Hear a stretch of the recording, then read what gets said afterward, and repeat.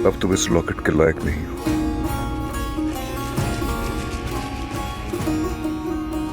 तुम ये नहीं पहन सकती।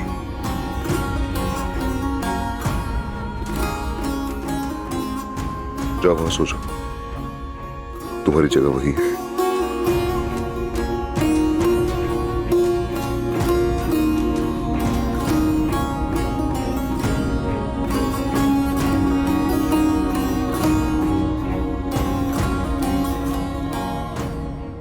ये हार मेरा है और एक दिन आएगा कि यही हार तुम मुझे दोबारा पहनाओगे।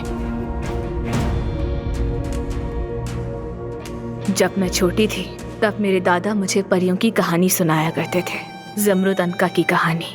एक रात वो 30 परिंदे जिन्हें मिलाकर अनका बनता है, पूरे चांद के सामने अपने परों को फड़फड़ा रहे थे और उन्होंने उससे पूछा कि तुम सूरज के गिर्द क्यों घूमते हो। फिर चांद ने जवाब दिया कि मैं सूरज की रोशनी पर यकीन रखता हूँ, मैं उसकी चमक पर ईमान रखता हूँ।